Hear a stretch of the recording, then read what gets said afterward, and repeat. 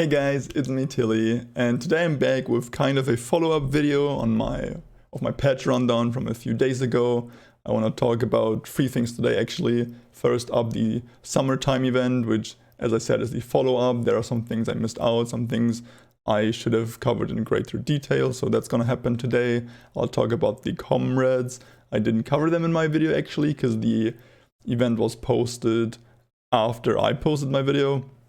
And there is some scammy stuff going on that I need you to know about. And then obviously we'll talk about, you already see her, Tessa. I've been playing her for 3 days now, and so far I'm having a blast.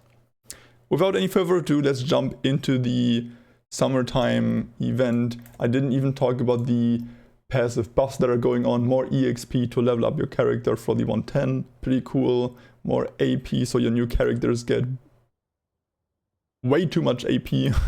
Actually, expertise, if you don't have a character with a proficiency at level 100 yet, get it so you can dismantle it, or dismantle items to get element stones, because nowadays it's kind of hard to trade them, so you want to have a proficiency at 100 on the character that you want to play later on.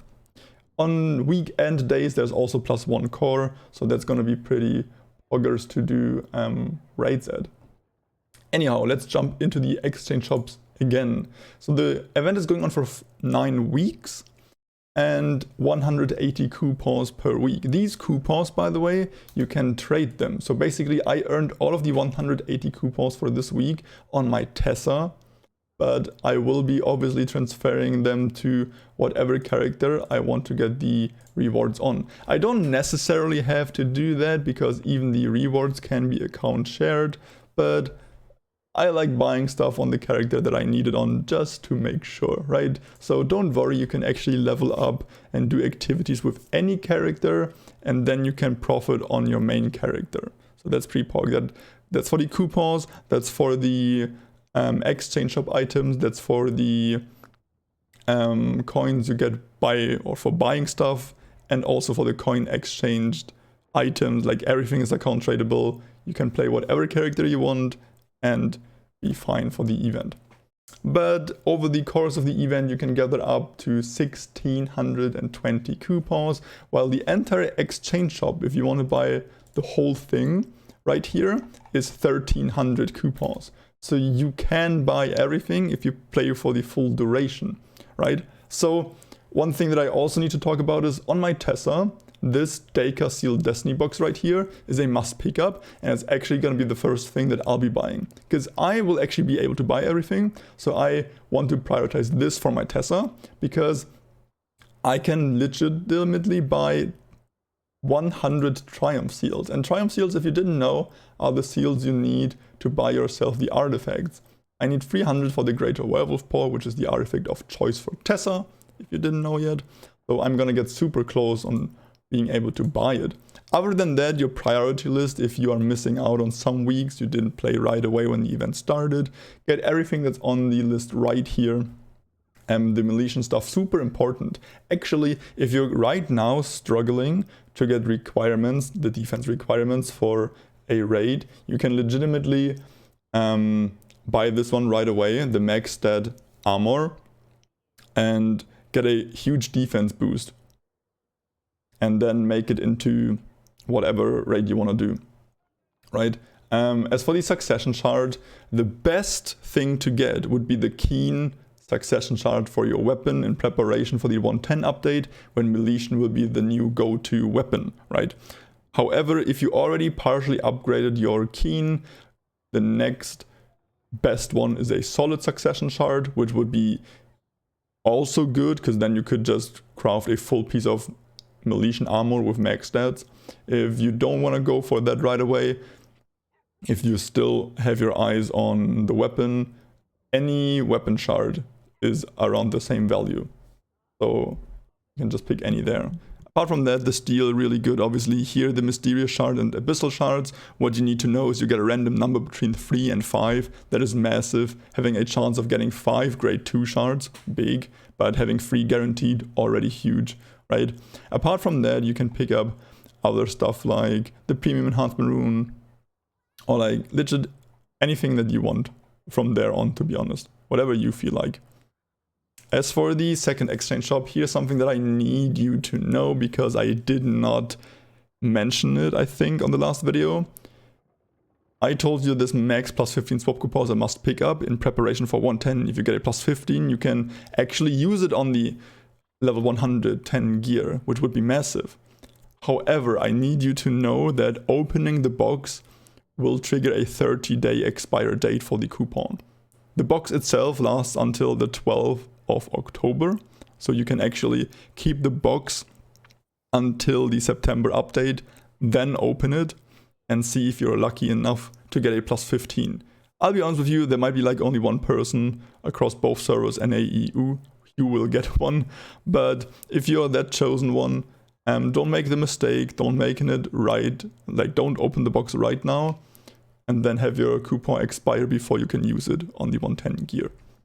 Same thing is for the quality boost and the accessory, they have a 30-day expire date, so be aware of that. As for this exchange shop, if you buy out the other shop right here, you get 26 coins.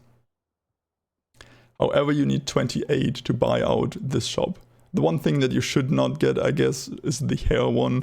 That's like the one I'll be missing out on. Everything else, super worth, super good. Especially like Premium Enhancement Plus here will get you to, or help you to get to plus 12. Really massive.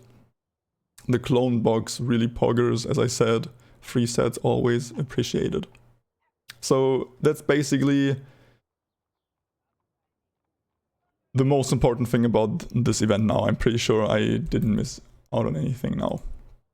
Let's talk about Comrades though. First up, let's take a look into the exchange shop, because the way you get these Comrades, they're not a direct purchase. You actually buy certain packages off of the supply depot, and per package you get a coupon, and you need 4 coupons to buy a Comrade, 5 for an airtight, 8 for 2 airtights. So the difference between the airtight and the non-airtight is tradable.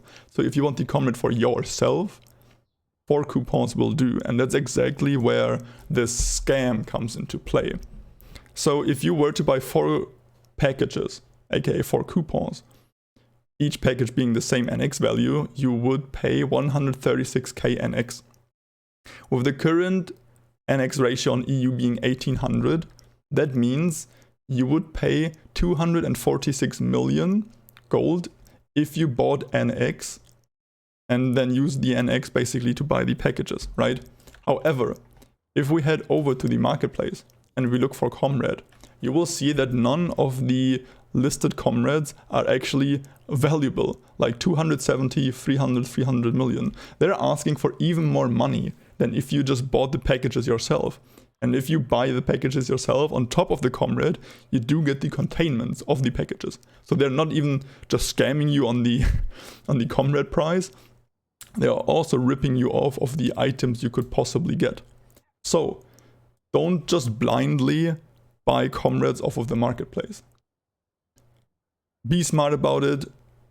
Do the maths yourself. 130k times whatever the ratio of NX is, and that value compared to what the Comrade of your choice is currently on the marketplace, and then decide for yourself. Do you want to pay more to get less? Usually the answer is no. So let's go over these packages. I'll tell you which ones to get. The Graceful AP, forget it. It's trash. This is the biggest bait. Nexon should not run scam stuff like that because of the double AP right now. My new character, which is 3 days old, already got like 60,000 AP. I can get 10k AP right now per day. I don't need to spend like 40 bucks on that. Bad. The Graceful outfit, I highly suggest against it. These sets are really like B tier sets. They don't come with good stats. They don't look as good as some of the free sets you get these days, so I wouldn't bother. There are 2 dye packages. They are really only, I think, for people who need to color their outfits, who have a bunch of outfits.